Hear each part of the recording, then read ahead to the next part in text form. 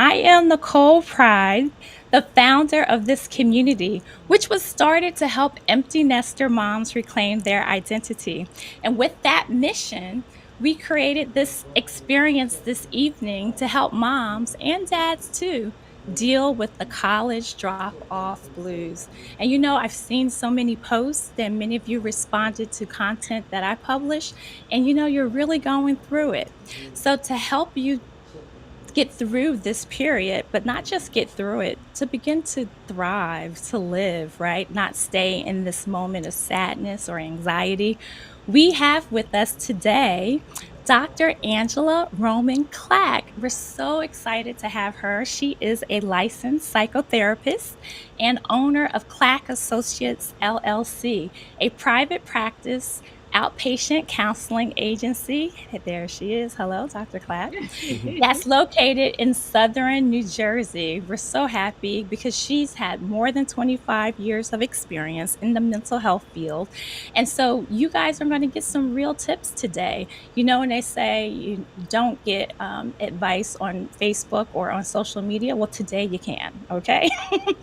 So Dr. Clack is known for her ability to teach, supervise, coach, and provide training pertaining to adults, youth, and their families. And so we are so excited. Welcome, Dr. Clack.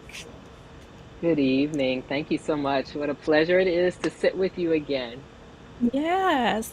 So why don't you tell everyone a little bit about your practice? Sure. So I am currently located in the southern part of New Jersey. So my practice is virtual. So we're all telehealth. So that means that anybody we see like this on screen. We Okay. used to have a brick and mortar. I gave that up about a year after the pandemic. 2020, I shifted all of my practice to telehealth. So currently, we see primarily women, Black women. I have two associates who work with me part time. And then primarily, I do the bulk of all of the leadership work. I am also the number one, I say, therapist for therapists. So I also treat and work with therapists to be the healthiest versions of themselves. And so, what are some examples of types of situations that people come and see you at your practice? Oh, I love this question. So, because I am intentional about serving Black women, Black and Brown Mhm. women, much of what my mission has been is to create a safe space for us to come and talk. Because traditionally, we have not had the opportunity to have that safe space because of the stigma around seeking help and so many Mhm. other stereotypes about the strong Black woman, martyr syndrome, and all of that. And so, I have prided myself to build my practice to treat and serve Black, Brown women.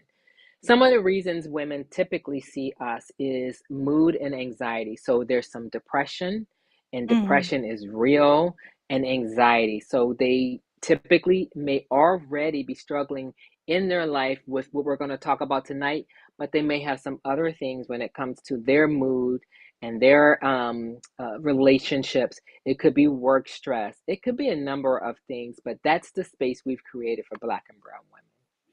Right. And so if women are dealing with these issues, and then it's piled on when you go through situations like this where you're dealing with change and adjustment, right? Yeah. I should say, Dr. Clack, again, has more than 25 years of experience. You are going to get some real tools and tips today, but please know that this content is not intended to be a substitute Mhm. for personalized, direct one-on-one counseling with a professional. And so it's not a substitute for professional advice, diagnoses, or treatment. Mhm. So always seek the advice of your mental health professional or other qualified health providers with any questions that you may have regarding your condition. So we got that out the way. Yes.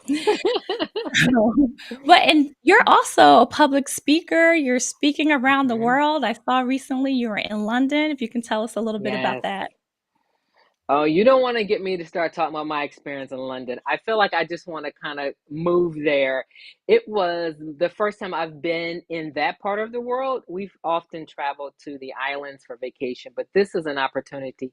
I got to go be a keynote speaker for therapists. So it was a therapist Mhm. summit, and I got to talk about self care and telling our story as therapists, so that we take Mm. care of ourselves when we're taking care of other people. So I was there for 6 days. Um, just now getting over that jet lag, so that is new because there is a 5 hour difference. But the culture over there was just so beautiful. It was just right for the experience that we were there for. So it was a great opportunity. And I can now say I'm an international speaker. I've been speaking very locally.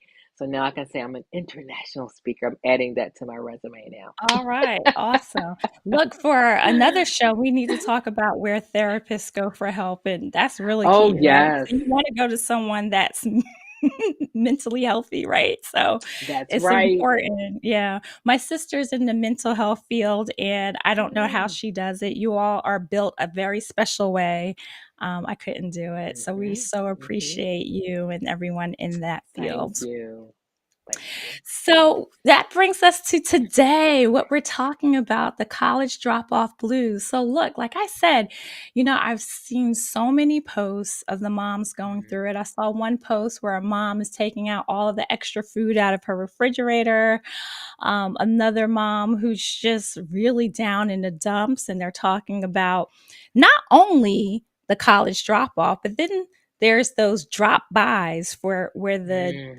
the son or daughter is close to home, and they get a little bit of taste, and then it's kind of like going through it all over again. That's So they're on right. this Mm. real emotional roller coaster. Mm.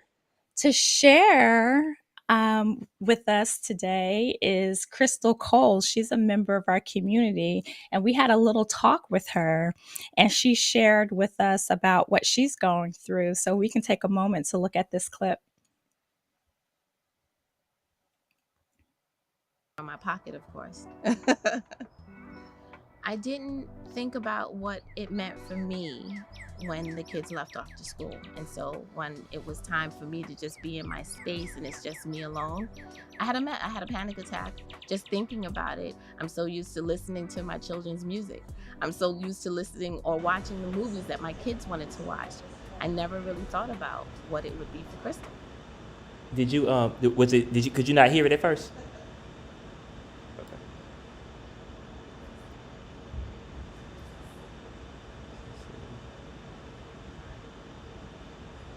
Back home and it was just Imani and I in the house. I was a mess. I was a mess. I was a mess. Mainly because I'm just so used to doing or being having some sort of interaction. Depending on the room, there's always a child in it. This time it was just me. My oldest, she's off, whether it was with work or with her boyfriend, but it's just me left at home. And so getting ready to go to the supermarket, that was a challenge. I didn't realize what I was doing. I'm buying groceries and I'm in Costco. Why? When it's just me and Imani, as opposed to having to get all of this food and prepare all of this food. So that was a challenge that I had to learn. But it actually got much easier and easier on my pocket, of course. Yeah, and just to give some context with that story, she has 3 children. Her oldest went to college first, came back home, but then her twins went off to school Mm. last year. And Okay. so, although her oldest is living with her, she's very much an adult and independent, and she's not home all the time, she's not Hmm. home a lot. Hmm. And so now Crystal finds herself with a new reality that she's trying to adjust to. So then her example of Hmm. going to Costco, and she's like, "Wait a minute, why am I at Costco?" And so Yeah. I imagine a lot of moms are doing that. They had a routine, right? And so Hmm. now they're back home, and they may find themselves going through the motions and having like this realization like, "Oh my gosh, life is different now." How do you deal with that? Yeah. That's quite an adjustment because for 18 years, because most of our kids leave home around 18, maybe some have the benefit of leaving a little earlier before their 18th birthday. But for 18 years, you've had a structure in your home, you had a way that you shopped, you had a way that you planned around the kids' activities. If you are a sports parent, you knew exactly how to plan around field trips and away games, home games. You just had a way already of your life revolving around your children's schedule. And all of a sudden now they're ready to leave the nest and move into adulting, into another part of their life. And Mhm. we aren't always ready. We complain sometimes and say, I can't wait till you leave because I'm tired of walking over your shoes at the front door, or you're doing this, you're eating all the food in the house, whatever. But in reality, and if we had a pretty good relationship with our kids, we do have this silent struggle inside, and then sometimes it's outwardly expressed. And so our kids know that we struggle with them moving on. Yeah. And so Crystal mentioned that she was a mess and she cried a lot. And some of the other parents, too, are talking about grief. I have a friend Mm. who this was year 2 of the drop off, and she was just really taken back about how sad she felt the second time. She just totally didn't expect that. Right. And even shared that she was even concerned a little bit about safety and things like that because her daughter went to school a little earlier. And so, what do you do when you just find yourself just grieving? Basically, it's like a grieving process, right? So, it's grieving the way the relationship has changed. You know, you're no longer the person that is the go-to. They're not depending on you constantly, and you just find yourself just sad about how the relationship changed because it, even though they know it was coming for like 18 years, it still feels abrupt for some parents, you know? Absolutely. Absolutely. Yeah. Absolutely. It's like one And day they're in your house, you drop them off, and then that's it. and I think that the first thing I want moms and dads, probably more moms, emote more than dads, but um, acknowledge that it's okay to be sad. I Mm, know some people may say, if that was my kid, I'd be glad that they're out the house, but that's not everybody's story. Acknowledge, and it's okay to feel sad. It's okay to cry. It's okay to do it the second time around as well, mm, for whatever reason, and kind of think about ways in which that's showing up. mhm, So if I'm feeling like this is more than just the sadness, and I'm really struggling with some grieving here, then talk to someone who's been here before. You may have some girlfriends who've had kids who are older than your kids, they've already been through this, and they can help you and support you in this process. But if it even feels more than that, then yes, it's okay to talk to somebody. It's okay to talk to a professional. It's not a forever process. It's a place to kind of just say, hey, is this normal? Is this common? Is this okay? Because I think some moms feel so alienated by it, mm, maybe even a little embarrassed. But we want them to know it's such a common emotion to be able to see your kids, see the fruits of all your labor, and then mm, you get to say, hey, now you are independent, but in some ways very still dependent upon me. But you're no longer in the space that we share. And so I'm missing you physically in this mm, space. And mhm, it's and mhm. it's and it's okay to talk about that and to acknowledge the sadness. Yeah, I love that. Like you have permission to feel sad, right? You don't have to Mm. beat yourself up that you feel bad. And then understand the grieving that you have. So, how do you know when you're stuck and you're too long in Mm. that period and that maybe you should seek some professional help? Oh, this is a great question. So, I think everyone should do therapy if they need it, right? You should talk to someone for anything. But in this case, if it feels like your life in some ways has stopped existing without them. So if there are Mm, things that you're not doing anymore because you only did them with your kids, or you're mhm, not getting out of the house as much and you find yourself isolating and mhm, withdrawing, or your girlfriend say, hey, now that you're at the house by yourself, hey, you want to come out, and you find yourself turning down those opportunities and further isolating, you want to kind of check in with yourself about, what is this about? Do I really not want to go because I'm tired or other reasons? Or am I really stuck in this place of sadness? mhm, And I just don't have sometimes the language to say that, but I know something isn't feeling right. I need help checking back in to life. And for some of us, for moms, I can speak to moms particularly because I work with so many women. Sometimes your children, where you're being a mother was your identity. So Mhm. when you're no longer in that mothering role, so to speak, hands Mhm. on, you now have to like look at yourself and say, who am I? Because Mhm. I was the soccer mom, I was the basketball mom, I was this mom, to my kids. Me and my kids did everything, and then when they're gone, you're left with, well, where's my life? Well, maybe you Mhm. never curated a life for yourself because it revolved around your family, which is not a Right. bad thing, right? We want to have a relationship with our kids and we want to do things with our family, but sometimes people are totally enmeshed into their children's lives. Mhm. And so Mhm. that grieving process is that kind of separation anxiety that we go through on both ends, either the child for the mom and the mom for the child.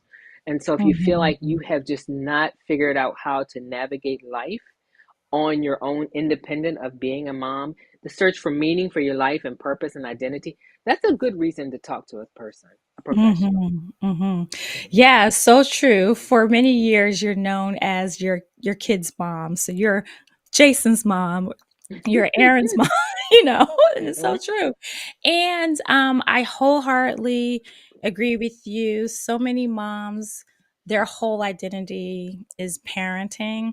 And in fact, that's why I created a course. It's called Moving Mm, Forward, especially for empty mm, nester moms who okay. feel lost, like they don't know what their purpose is. It's a 7-module course, biblically based, Mm, and you go through the process of discovering your purpose, listening to the Holy Spirit, coming up with goals and a strategy mm, to reclaim your identity to jumpstart your life again. Yeah. So that resource is there, and I get it. I have such a heart for moms who just feel like maybe there's not much more for them, but it's just mm. beginning, right? Yep. So you Yes. talk about separation anxiety. Mhm. So that is real. Yes. And I said in one post is similar to how the kids cling to you for those who Yep. took their kids to daycare or maybe to or the first day of kindergarten, and they had that Mhm. realization like, oh wait, I'm not going with you. I remember my son, he just kind of like grabbed onto my leg. I went to the office and cried for like every day for a Oh. week, um, but it was really good for him. By that time, I think he was age 2, and he needed to gain certain skills. He Mhm. learned interpersonal Mhm. skills. He started to get the foundation for his Mhm. education. It really put him on an excellent trajectory, both my sons Mhm. actually, for school. And so the initial period was really hard, but Yes, eventually it worked for him. And I think it's the same way, right? And so it you is. initially, when you're saying goodbye, you want that hug to last a really long time. And your kid may be like, okay. And the parents may be Yes. like, no, wait, I just want They don't want to let go. They don't want to let yeah. go. Yeah. So I think one thing, maybe to help with the anxiety, parents don't look at the news for a while because it's just Yes. part of the separation anxiety, isn't it? It's like filling in the blanks with the unknown. It is. And the other thing is I tell parents, I want you to think about your relationship. Do you believe beyond a doubt, you feel like you have prepared your child the best to kind of Mhm. leave you and to move into this next phase of adulting? Mhm. There is no perfection. So we know Right. we cannot prepare them for every single decision.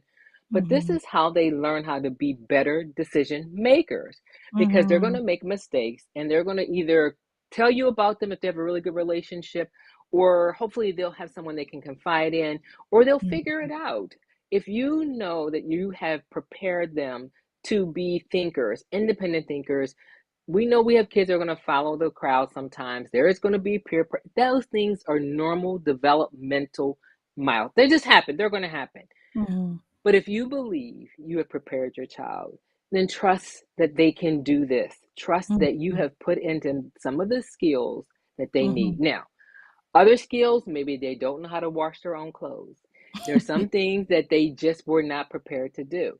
Mhm. They will figure it out. Mhm. Trust me, they will figure it out. And this is how we learn how to make decisions in life to be healthy adults and not to be codependent. Mhm. There's some Mhm. things that we want to kind of head off for our kids so that they're not dependent on other people to do things, that they learn to be thinkers for themselves.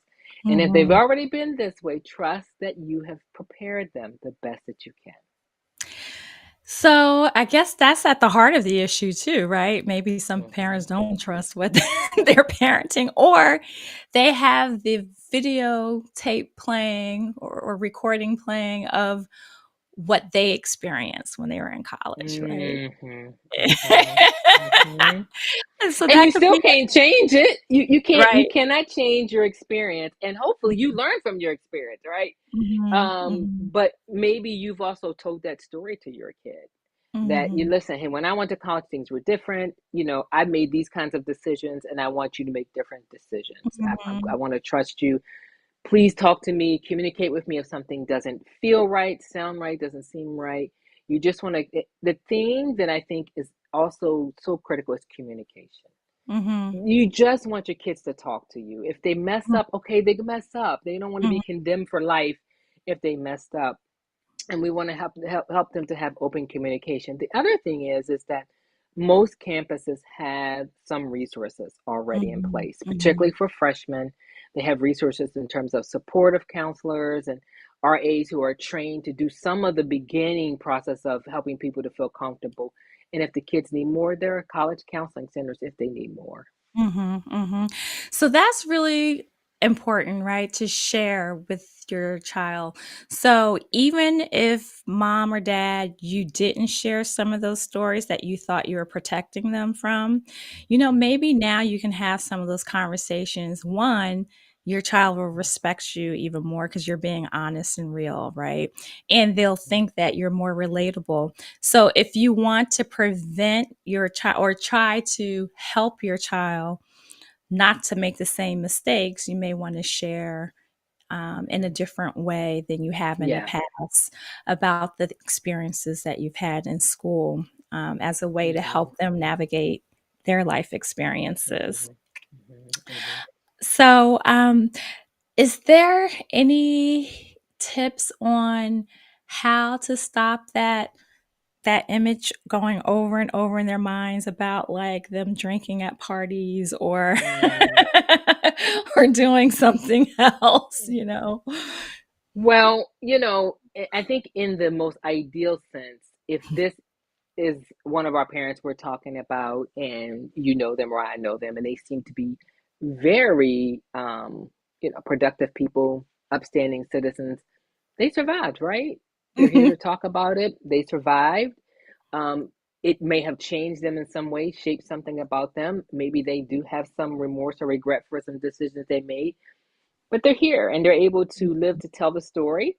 And so turn that story from one of this pain into purpose, meaning mhm, like, this was hard for me, son, daughter, whoever we're talking about in reference to their children. And this is what I learned from that. And mhm, so, again, we can't go back and undo those kinds of experiences, but we can use them, mhm, because parents aren't perfect and kids need to see that we're not, imperfect. We mhm, did make mistakes, but look how productive we are, and we're successful in our own ways, and hopefully our kids can see us as loving and great parents, and they realize that, yeah, my mom made a mistake, my dad made a mistake, but here I am, I'm here and I'm doing well, and they were able to provide a good life for me. And so the story that they're holding in their head about the bad parts of themselves, that's the story they keep telling themselves. That's not the story they need to tell their children. mhm. Turn that story into something that can be useful and something that they can use to say, hey, I heard that story before. You know what kids say. I know. They always say that. I know when you try to tell them. They don't want to hear it, but no, they need to hear it. And hopefully you've planted enough seeds that they'll remember some of what you've told them when they find themselves in a situation like that. Mhm. What I hear you saying is trust the process, right? Always. Trust the process, Hmm. and just know that it's all part of growth and development, and they actually need some of those experiences and challenges Yeah, to form them who they will become. So that's absolutely. great. So at this point, we actually have one more clip by Miss Cole that we want to share.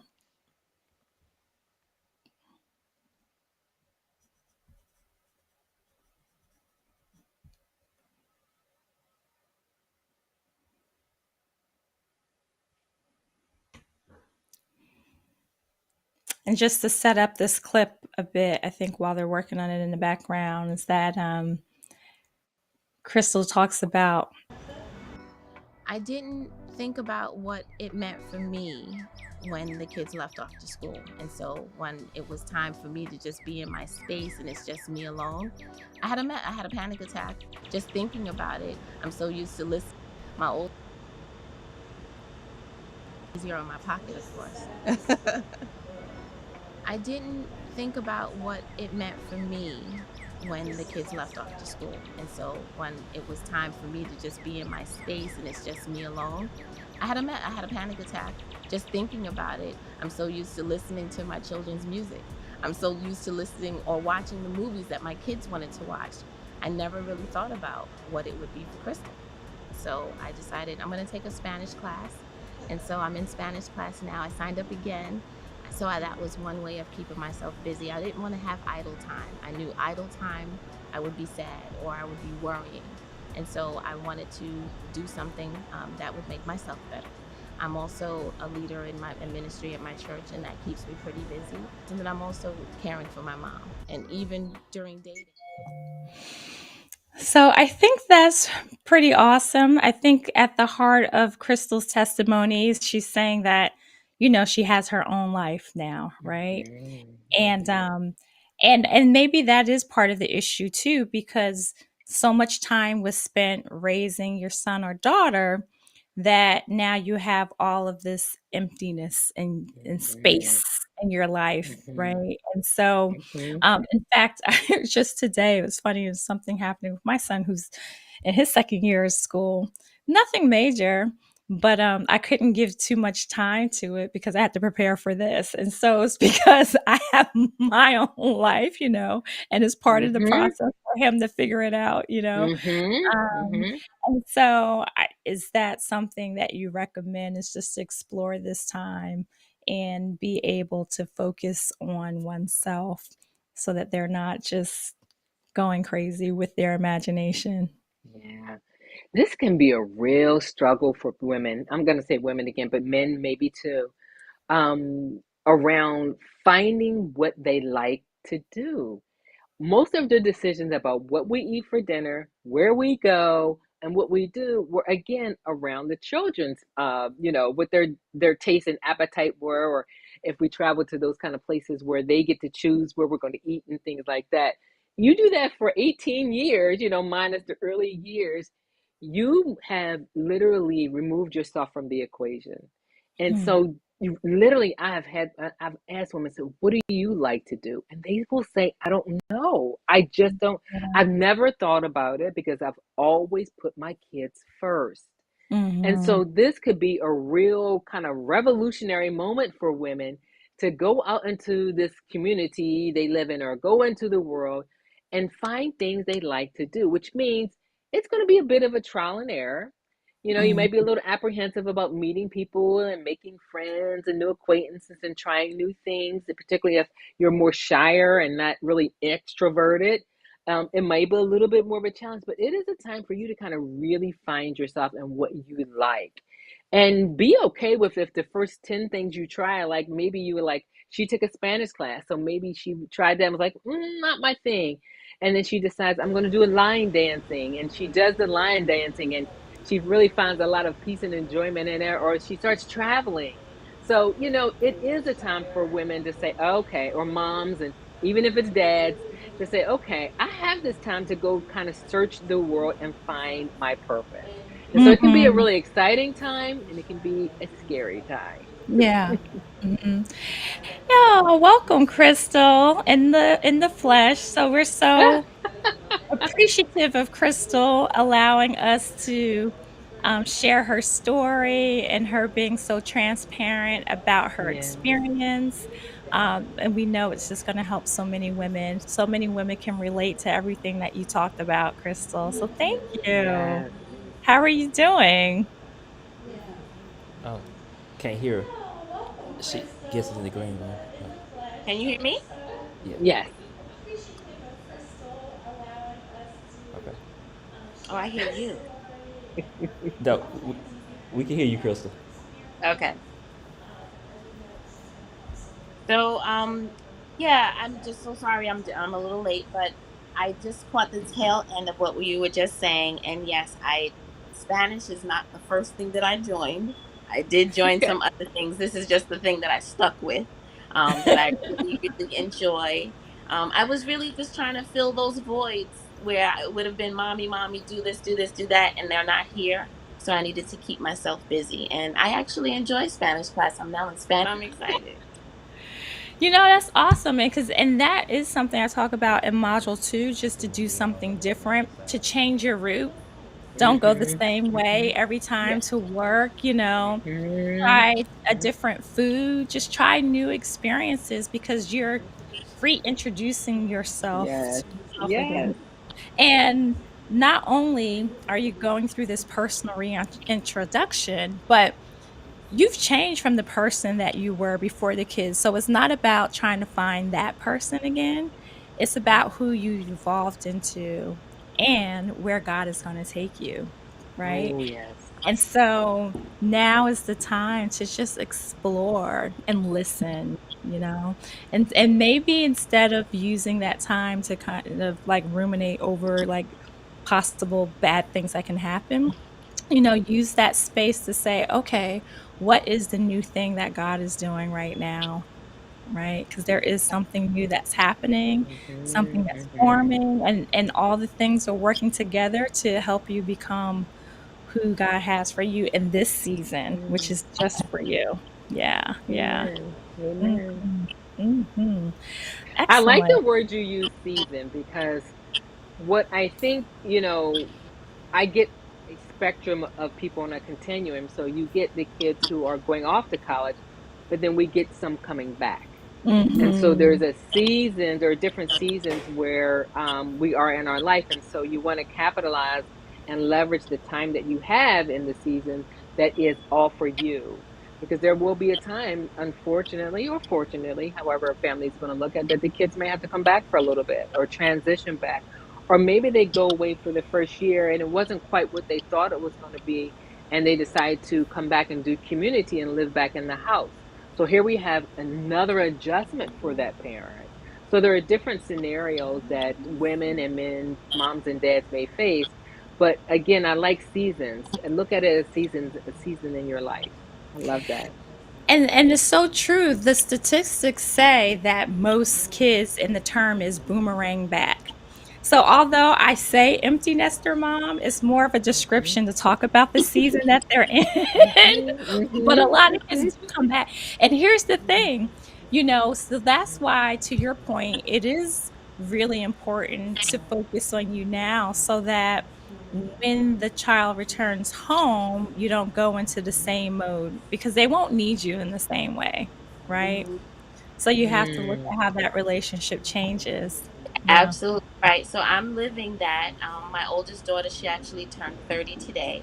And so she went to school out in North Carolina and Mm. graduated and was working there.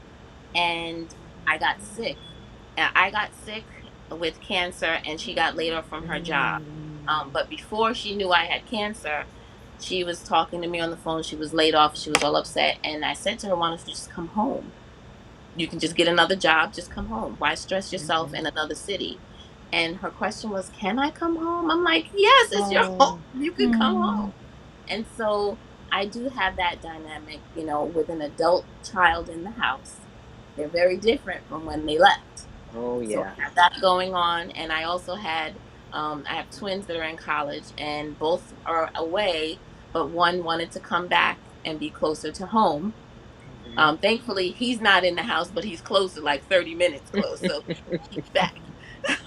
So it is an adjustment. It really and truly Mhm. is. And how I'm interacting with them because although they're my children, I want to bring the best out of them as possible. So I'm speaking with them differently because I have different expectations now. Mm. And at the same time, they shouldn't be leaning on me the way that they used to because they should Mhm. have different expectations of me as well. Mhm. Mhm. Mhm. Mhm. Mhm. I Mhm. think that's really cool.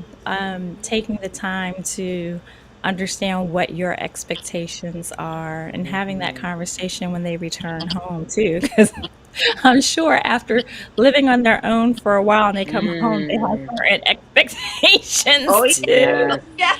Yes. Yes. Yes. And And so roles. it And Yeah. roles, mhm. right? Yeah. Absolutely. Absolutely. And that's the thing. So I guess the biggest break home if the child returns home is during that Christmas break or winter holiday break. And Mhm. you get a whole month almost with your child, and you're Mhm. just like, "Oh, that's great." And then they leave, and then you go through that all over again. And so, um, hopefully with what we're learning now it can kinda help ease that transition again. Mhm. Well, and that's I think that's ironic about the holiday time because the other thing is you're competing with them coming home and wanting to see their friends. Oh, So yeah. sometimes Yeah. you don't get to see them as much as you think you are Right. I because know, and the feeling everybody's home. I Everybody. know. And the feelings may be hurt too for the parents Oh Yep. that they don't wanna spend every waking moment. Yep. Mm, but this Mhm. was really, I think, a really rich conversation. I really appreciate any final thoughts that you wanna share, Dr. Clack, with the moms or dads too, for that matter? Yeah, I do. I want to reiterate it's okay to go through this adjustment period and to feel sad, to feel grief.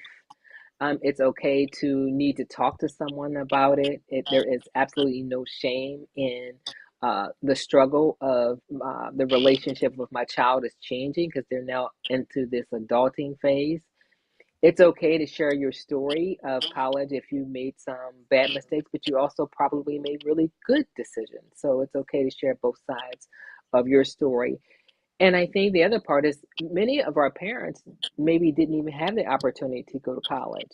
And so they are affording this opportunity for their kids. And so that's the other part about anxieties because some parents don't know what to expect. Mhm. So they're Mhm. kind of leaning on what they're seeing on television, maybe, or hearing Mm. from other parents or from the kids themselves about this experience. So that can be a bit anxiety provoking.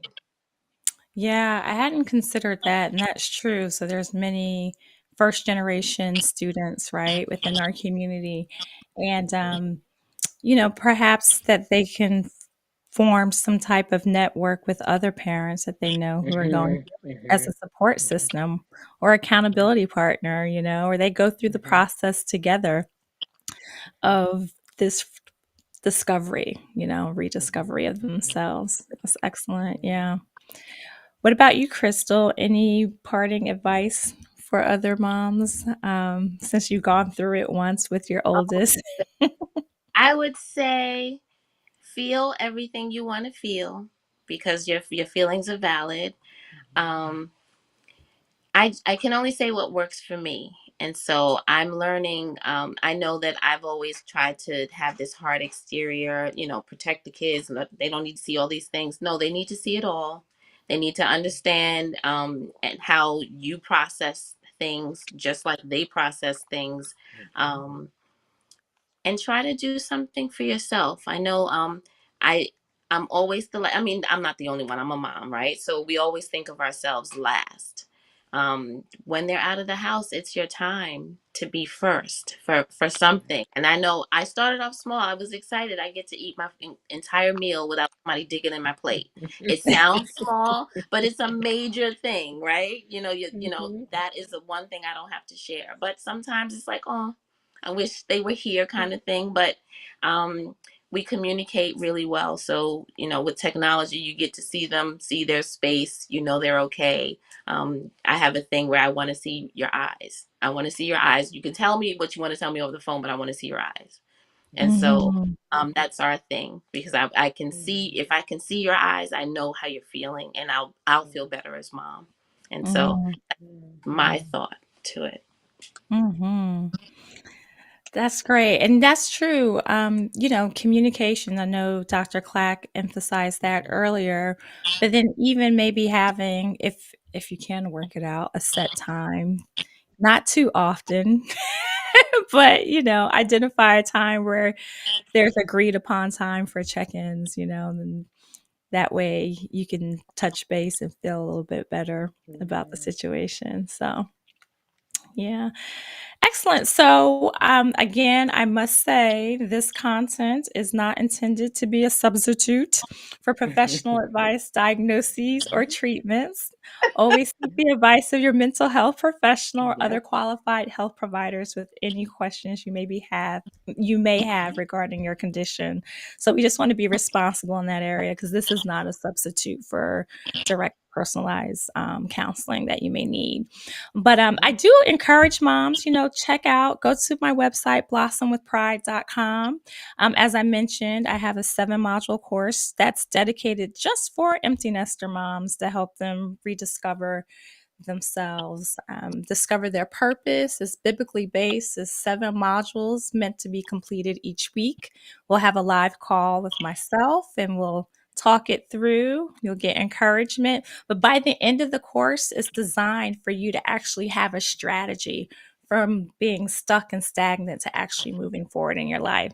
So that's the intention. But I'm just so happy for this time. Thank you again, Dr. Clack, for making yourself Absolutely. You're available and welcome. all Very of the welcome. expertise that you shared with us. And Crystal Absolutely. for sharing your story and being here as well. Thank you, everyone. You're Have Have welcome. fun.